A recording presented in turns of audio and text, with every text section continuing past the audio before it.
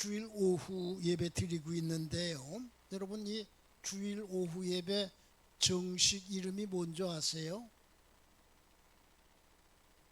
주보 2면 여기 있네. 오른쪽 제일 위 보시기 바랍니다. 뭐라고 되어 있어요? 주일 찬양 예배. 제가 오늘 일부러 이 말을 시작하는 것, 이 말씀을 드리는 것은 이 찬양 예배 찬양 인도하기 위해서 수고하고 있는 찬양단에게 감사드리기 위해서예요. 저는 지난 주일에 봤어요. 그 주보 보니까는 거기 찬양단 이름이 은샘 찬양단이라고 이렇게 나와 있더라고요. 이름을 지었다고, 은샘 찬양단. 참 이름이 예쁜데 무슨 뜻인가? 권사님이 지었다고 그러는데 제가 짐작하기는 은혜가 샘솟는 찬양단 맞아요?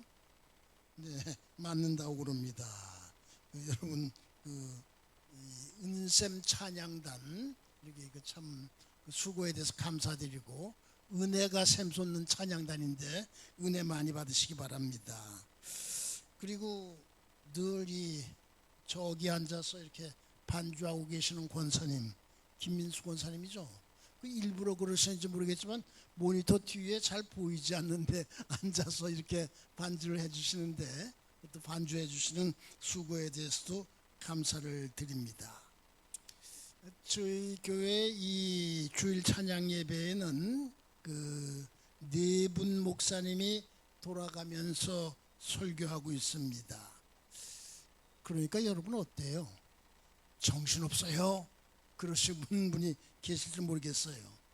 어지러워요 하는 분이 계실지도 모르겠는데요. 여러분, 이렇게 여러 목사님의 설교를 들을 수 있는 거 특권이고 복인 줄 아시기 바랍니다. 그 설교하는 네 분 목사님, 담임 목사님, 소속 목사님, 두 분의 원로 목사님, 세대가 달라요. 50대, 60대, 70대, 저는 80대 다릅니다. 목회 경력도 달라요. 그런데 한 가지 공통된 점이 있어요. 뭘까요? 복음주의를 바탕으로 하고 있다는 점입니다. 복음주의가 뭘까요? 이게 뭐 이렇게 신학적으로 딱 정의된 그 말은 없습니다. 근데 그저 많이들 생각하기를 복음, 그 기쁜 소식이죠. 구원의 기쁜 소식. 이걸 바탕으로 하고서 이걸 중심으로 살아야 한다고 강조하는 신앙사죠. 이거를 복음주의라고 부를 수가 있습니다. 한국 복음주의 협의회라는 그 단체가 있습니다. 그 복음주의를 중요하게 여기는 목사님들이 중심이 된 그 모임인데요. 한국 복음주의 협의회, 좀 한국 교회에서 지금 아주 많은 그 비중을 차지하고 있어요. 여러분 점심 잘 드셨을 텐데요. 음식 먹을 때 삼가야 될 일이 하나 있습니다. 뭐죠? 편식하는 거. 자기 입맛에 맞는 것만 골라서 이렇게 먹으려 하는 거, 그 편식이라고 그러는데, 그 편식하는 거 건강에 해로워요. 저희 교회 주일 오후 예배 편식하지 않고 몸에 이로운 것들을 이렇게 골고루 드는 그런 유익이 있습니다. 지금까지 제가 설교에 들어가기 전에 설교 주변 이야기를 이렇게 드렸는데, 내친 김에 한 가지, 그래서 제 개인적인 사정 하나 더 이렇게 말씀을 드리겠습니다. 저는 주일 예배 들어 교회 올 때 이렇게 정장하는 것을 원칙으로 하고 있어요. 양복 입고 와이셔츠 입고 넥타이 매는 거. 목회할 때는 까만 양복만 입고 다녔습니다. 목회 이제 은퇴하면서 시원하다 그러고서 그 다음부터는 까만 양복 안 입어요. 지금 저희 집 옷장에는 까만 양복 몇 벌 그대로 있는데요. 근데 다음 주일에는 제가 정장하지 않고 청바지 입고 티셔츠 입고 올 겁니다. 왜 그러냐면 이유가 있습니다. 예배 끝나자마자 어디 좀 멀리 가야 됩니다. 아펜젤라 선교사 순직 현장, 우리나라에 제일 먼저 들어온 감리교 선교사, 1885년, 그러니까 141년 전, 작년에 선교 140년이라는 말을 많이 들었을 거예요. 4월 5일 그해 부활절이었습니다. 여러분 우리나라의 첫 번째 선교사 들어온다는 그해 부활절이었어요. 부활절은 매년 날짜가 음력을 기준으로 하기 때문에 다르잖아요. 근데 첫 선교사 아펜젤라 온도우드 들어온다는 그해 부활절이었어요. 그분이 이렇게 돌아가신 현장, 순직 현장 탐방을 가야 되기 때문이에요. 이 아펜젤라 선교사 감리교 최초의 선교사로 들어와서 참 많은 일을 했습니다. 정동교회 세웠죠. 배제학교 세웠죠. 뭐 그밖에도 많은 일을 했어요. 근데 1902년 6월에 이분이 이제 목포를 가게 됐어요. 성경 번역 회의가 목포에서 열리는데 그때는 뭐 목포 가는 길이 쉽지 않았습니다. 인천 가서 배를 타고서 가는데 그 배가 6월 11일일 거예요. 군산 앞에서 한 200리쯤 떨어진 어청도라는 섬 앞에서 다른 큰 화물선하고 부딪혔습니다. 그래가지고 이제 배가 침몰하기 시작했어요.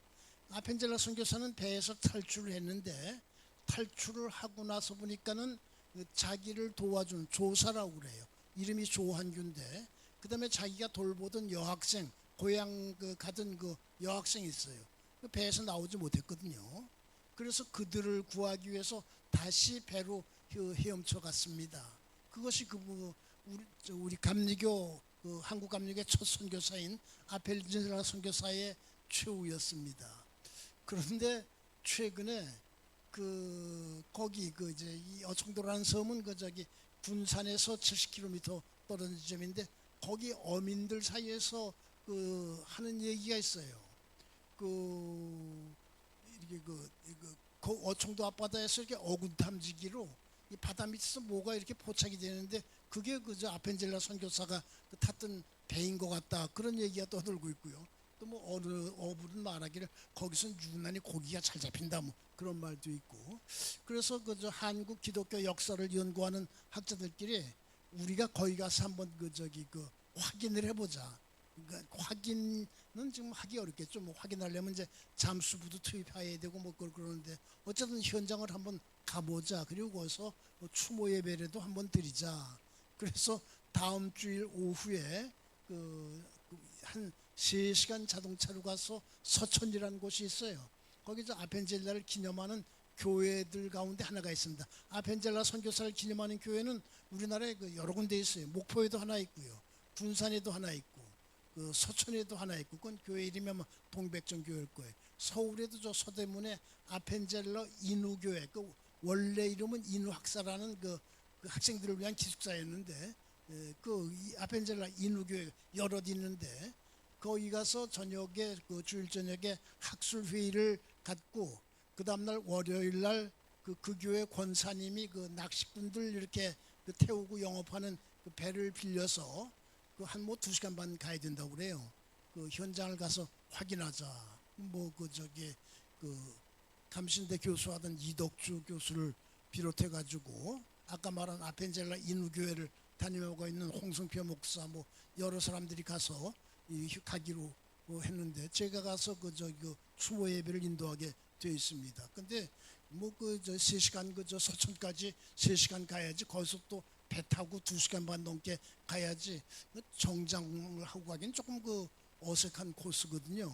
이게 어떡할까? 처음엔 제가 마음 먹기를 주일 낮 예배 끝난 날 빨리 집에 가가지고 청바지로 갈아입고서 그리고 또 빨리 집합장소로 가야 되겠다 그랬는데 오늘 이렇게 해명 발언할 기회가 있으니까 아예 주일 예배 들으러 올 때 청바지 입고 왔다가 여기서 아주 여유 있게 떠나기로 그렇게 마음을 바꿨습니다.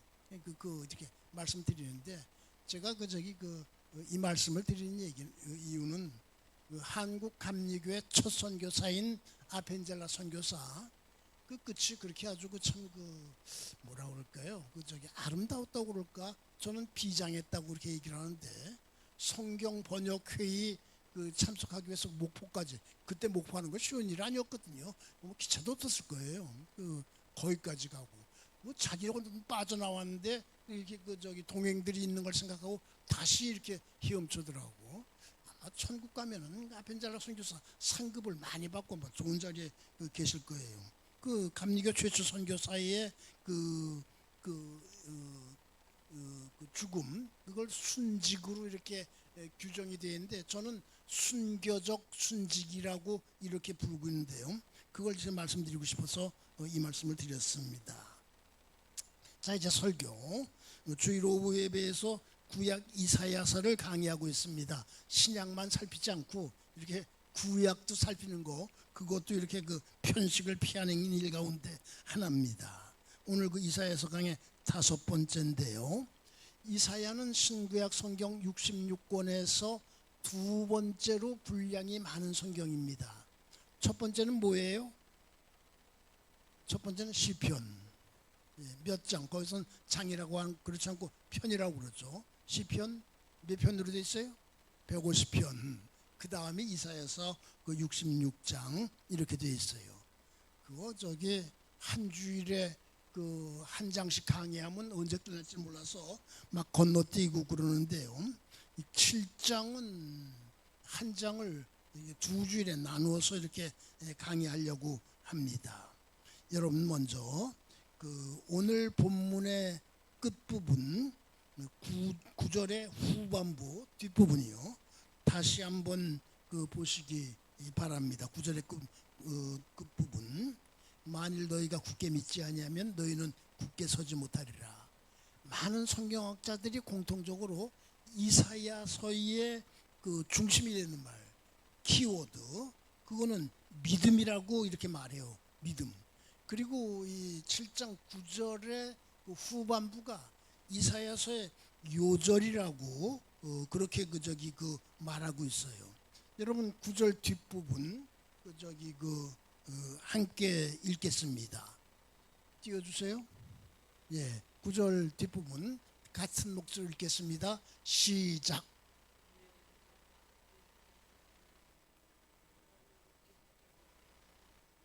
다시 한번 큰 목소리로 시작. 만일 너희가 굳게 믿지 아니하면 너희는 굳게 서지 못하리라 하시니라. 아멘. 제가 설교하는 날은 주일은 금요일 날 새벽에 이렇게 설교 원고 만들어서 이 음향하고 영상당 나오고 있는 우리 그 조효준 군한테 이렇게 보내는데 지난 금요일에 보내면서 이 부분은 이렇게 밑에 띄우지 말고 모니터 전체에 띄워달라고 조효준 군, 조효준 청년 이렇게 주세요. 그랬더니 조금 전에 이 조효준 청년이 저한테 와서 뭐라고 하는 줄 아세요? 거기에 제 이름 조효준이라고만 되어 있는데 저만 일하는 게 아니라 김선부 군이 같이 일하고 있으니까는 김선부 군 이름도 같이 넣어주세요. 그렇게 부탁을 하더라고요. 우리 김선부 청년 좋은 선배 쫄딱 감신 다니는데 좋은 선배 이렇게 후배 끔찍하게 챙기는 좋은 선배 두신 줄로 나시기 바랍니다. 만일 너희가 굳게 믿지 아니하면 너희는 굳게 서지 못하리라. 여기서 이제 오늘 설교 제목이 나왔어요. 굳게 믿읍시다. 사랑하는 성도 여러분, 굳게 믿으시기 바랍니다.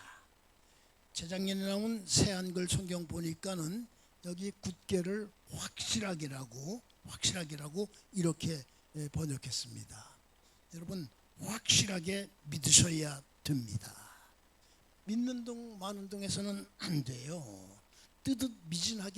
미지근하게 믿어서는 안 돼요. 굳게 믿어야 돼요. 그래야지 굳게 설 수가 있어요. 오늘 그 본문의 7장 그 시작 부분 보시기 바랍니다. 우시아의 손자요 요담의 아들인 유다의 아하스 왕 때에 이런 말로 시작돼요. 그 이사야서 1장 1절 다시 한번 보세요. 유다 왕 우시아와 요담과 아하스와 히스기야 시대에 이르러 아모스의 아들, 이 아모스는 선지자 아모스가 아니라는 말씀 드렸죠. 이사야가 유다와 예루살렘에 관하여 본 계시라. 유다 왕 우시아와 요담과 아하스와 이렇게 말하고 있어요. 우리가 지난 주일인가요? 이사야서 6장 소명장 그거 통해 가지고 이사야가 우시아 왕이 죽던 해에 성전에 나가서 이렇게 부르심 받은 이야기, 그 사실 공부했어요. 그 다음 우시야 다음 왕은 요담. 사실은 이 우시야 왕이 뒤에 가서는 이렇게 좀 병이 들어가지고 통치를 할 수가 없었습니다. 그래서 요담이 그때부터 이렇게 실제로 통치를 했는데, 요담. 그 다음에는 오늘 본문 보니까 우시야의 손자요 요담의 아들인 유다의 아하스 왕 때에 1장 1절의 그 순서가 그대로 지켜지고 있습니다. 이사야서는 뭐 이렇게 체계적으로 이렇게 시대적으로 이렇게 쭉 이렇게 기록되어 있질 않아서 조금 이렇게 혼선이 일어나기도 하는데, 불쑥불쑥 들쭉날쭉 뭐 그래요. 그런데요, 그래도 이렇게 보니까는 여기 뭐 왕들의 순서 우시야, 요담, 아하스, 다음은 히스기야, 뭐 이렇게 왕들의 순서를 지키고 질서를 지키고 있는 것을 보게 됩니다. 그런데 아하스 왕 때 어떤 일이 있었어요? 1절 뒷부분에 기록되어 있어요. 아람의 르신 왕과 르말리아의 아들 이스라엘의 베가 왕이 올라 예루살렘을 쳤으나 능히 이기지 못하니라. 이웃 나라인 아람 왕이 쳐들어왔어요. 혼자 쳐들어온 게 아니에요. 이스라엘 왕과 연합해서 쳐들어왔어요. 이스라엘 유다의 동족 국가입니다. 여러분 잘 아시는 대로 사울, 다윗, 솔로몬, 그 다음에 나라가 둘로 갈라지죠. 남유다, 북이스라엘. 유다와 이스라엘 동족 국가인데 때로는 사이좋게 지내기도 했어요. 때로는 싸우기도 이렇게 하고, 같은 민족인데 서로 싸우는 거 뭐라고 그래요? 동족 상잔이라고. 우리나라도 뭐 심하게 겪었고 지금도 겪고 있고요. 그래, 유다와 이스라엘의 형편은 어떤 면에서는 우리나라와 비슷한 그런 점도 있어요.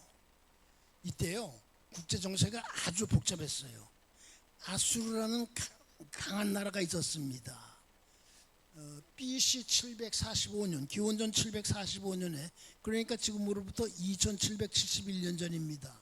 디글랏 빌라셋 3세라는 아수르 임금이 돼가지고 아주 이 팽창 정책을 강하게 이렇게 펼쳤어요. 그냥 아수르의 국토를 갖다 넓히는 그런 정책을 펼쳤어요.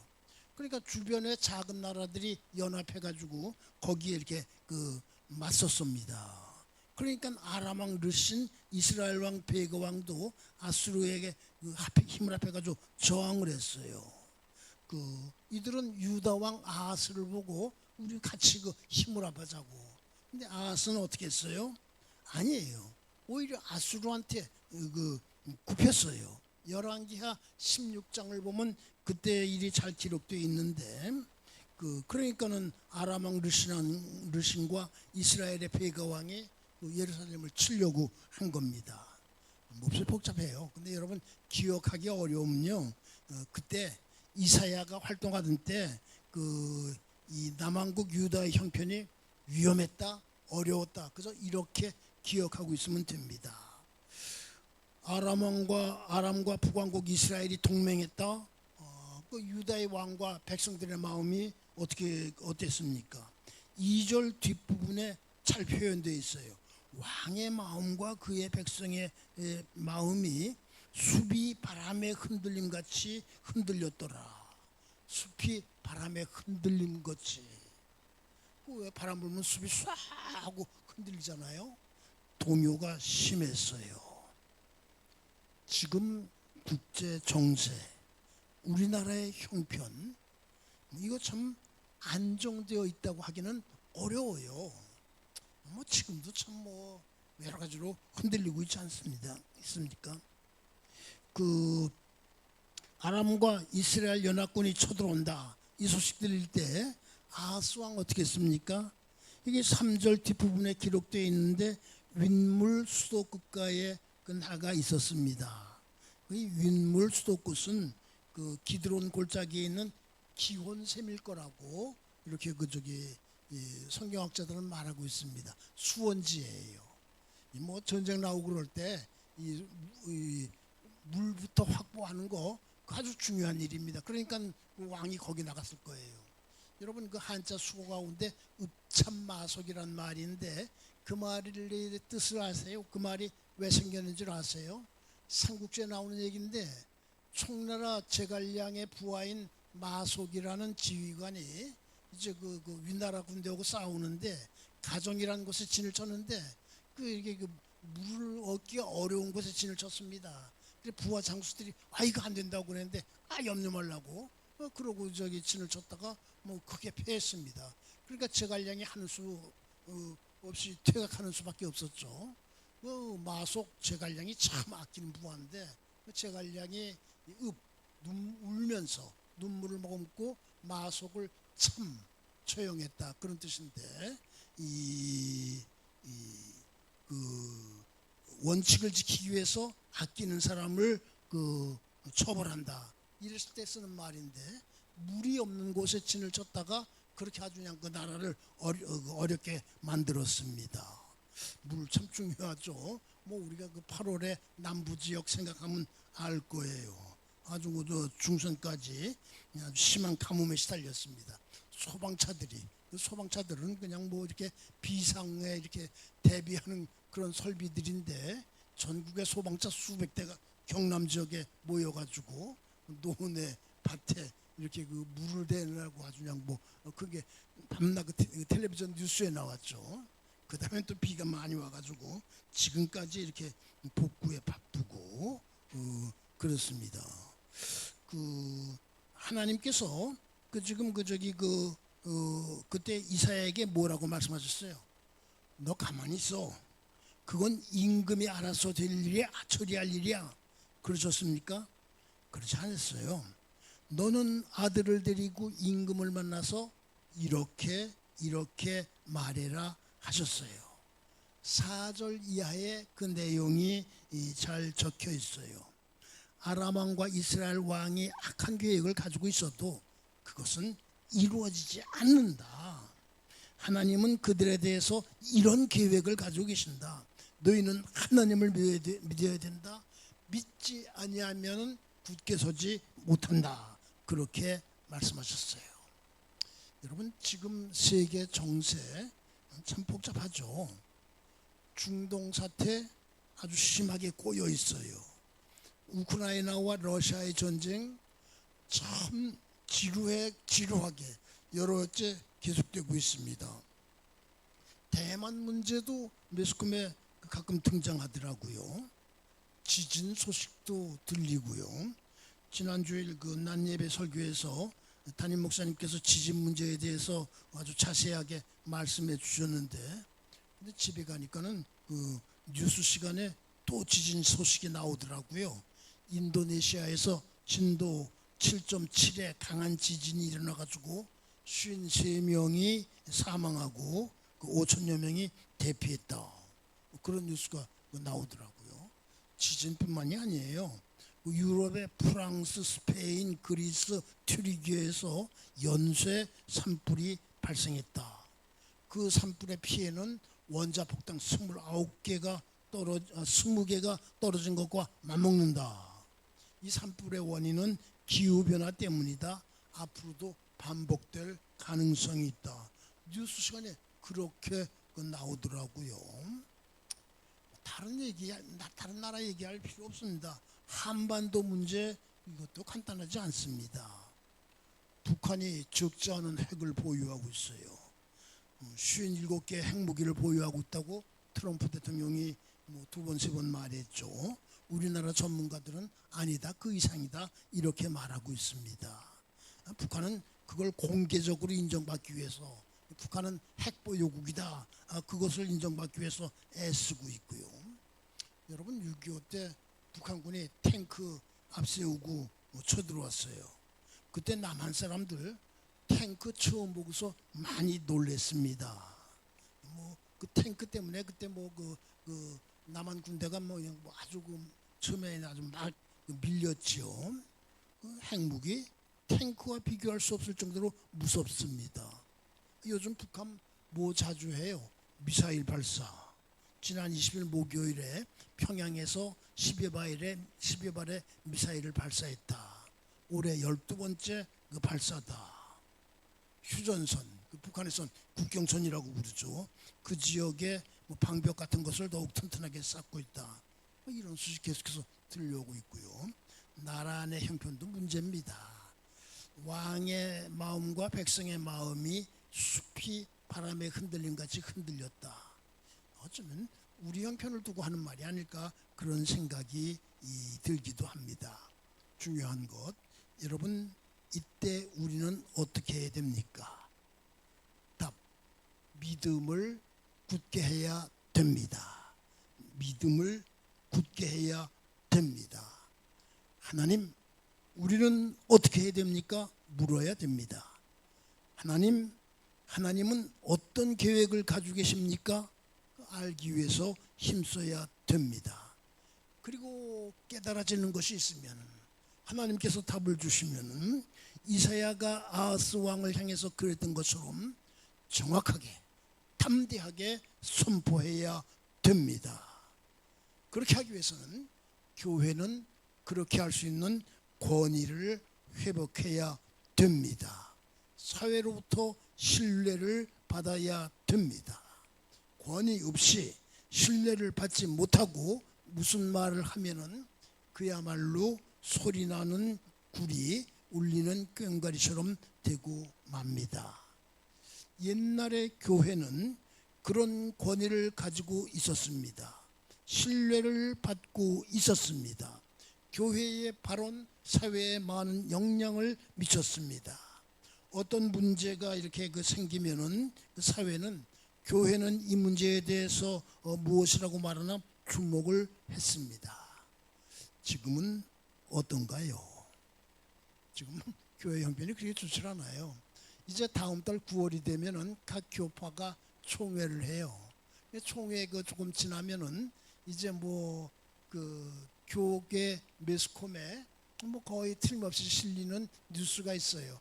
이번에 총회에 제출된 그 각 교파의 통계를 보니까는 교회가 이만큼 줄었다. 매년 그런 뉴스가 이렇게 반복되고 있습니다. 숫자 줄어드는 것도 문제인데요. 더 큰 문제가 있어요. 교회가 이것은 하나님의 뜻입니다 하면서 이렇게 제시할 수 있는 권위, 공신력 이런 것이 줄어들고 있습니다. 우리가 믿음 위에 굳게 서지 않으면, 굳게 믿지 않으면 앞으로 더욱 그렇게 될 것입니다. 그때 그렇게 복잡한 형편 가운데서 이사야는 오늘 본문 보셨죠? 하나님은 이런 계획을 가지고 있다. 아주 분명하게 강하게 선포했어요. 하나님은 역사를 주관하신다 선포했어요. 여러분 역사를 갖다가 영어로 뭐라고 그래요? 히스토리라고 그러죠.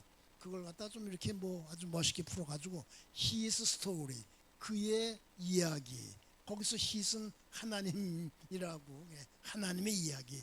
역사는 하나님의 이야기다. 그렇게 말하는 분도 있어요.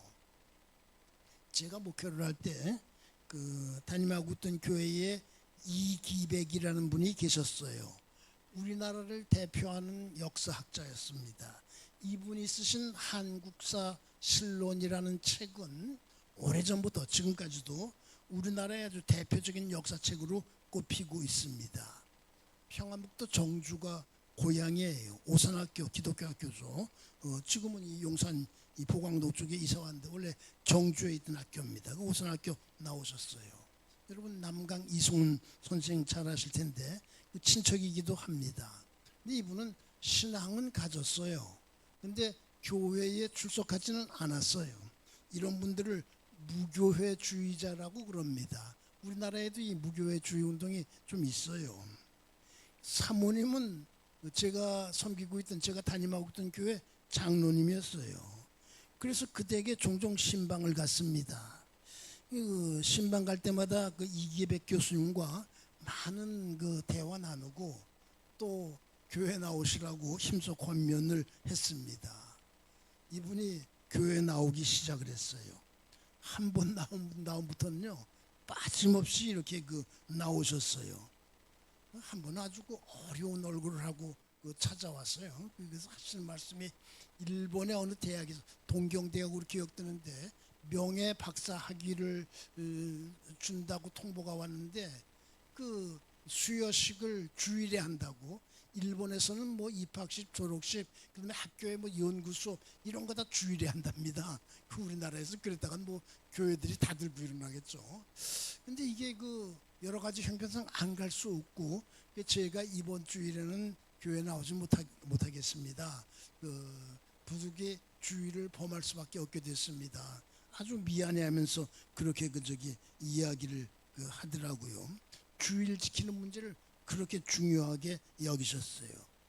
이분이 한 20여 년 전 일인데 간이 점점 이렇게 나빠졌습니다. 회복하기 어렵게 됐습니다. 그래서 병원으로 신방을 가서 손을 잡고 아주 간절하게 기도했어요. 우리 이기백 교회에서 집사 직분, 원래 무교회주의자들은 뭐 이렇게 교회 직분 받는 거 아주 싫어하는데 본인 좋아하지 않는 거 이렇게 드렸어요. 이 집사님 이분이 아직 할 일이 많으니까 생명을 연장시켜 달라고. 또 고향인 평안북도 정주에 동생이 남아 있었습니다. 빨리 통일돼서 가서 동생을 만날 수 있게 해달라고 정말 아주 그냥 간절하게 기도를 했어요. 근데 기도가 끝난 다음에 제가 이 집사님 그대로 되길 바랍니다. 그랬더니 그분이 아주 담담하게 이렇게 간단하게 대답하더라고요. 하나님의 뜻에 따르렵니다. 그게 그분의 대답이었어요. 그때 저한테 그 얘기가 들리기를 자기의 삶도 하나님의 뜻에 맡기고 자기가 평생 역사를 연구해 왔는데 역사도 결국 이렇게 나중에 그렇게 깨닫고 보니까 다 하나님의 뜻대로 진행되는 거다 이렇게 들렸습니다. 참 자기의 삶과 역사에 대한 어떤 결론적인 신앙 고백 같이 이렇게 들렸습니다. 그래서 아주 참 그게 그분의 마지막 말이었는데 장례를 정성껏 인도했습니다. 나중에 사모님이 하시는 말씀이 교회에서 집사 직분을 이렇게 드렸기 때문에 묘비에 이기백 집사 지묘 그랬는데 그분 역사학자 이기백 지묘 그분은 박사학위는 이렇게 정식 박사학위는 받질 않았어요. 그래서 이렇게 여러분 찾아보면 이기백 그러면은 그냥 박사학위 없이 대학 교수, 이대 교수도 하고 서강대 교수도 하고 여러 곳 나중에 춘천도 이렇게 출강하고 그랬는데 여러 곳에서 교수했는데 박사학위 없이 대학 교수 그렇게 하신 분이라고 박사들을 많이 길러낸 분이라고 그런 설명이 있는 거 볼 수 있을 거예요. 여하튼 명예 역사학 박사 이기백 지묘 그러지 않고 이기백 집사 지묘 묘비에 그렇게 새길 수 있게 된 거 그거 참 그냥 목사님 저를 크게 도와주셨습니다. 사모님 장로님 최연순 장로님인데 그렇게 하면서 아주 진정으로 고마워하고 그렇게 큰절하는 그런 일을 겪기도 했습니다. 자기의 삶 또 우리나라의 역사 다 하나님의 뜻 안에서 진행되는 거다. 거기에 따라야 된다. 평생 그렇게 80여 세를 살아오고 평생 역사를 연구해온 분의 결론이에요. 사랑하는 성도 여러분, 지금의 국제 정세, 국내 정세 아하스 왕 때처럼 복잡합니다. 어렵습니다.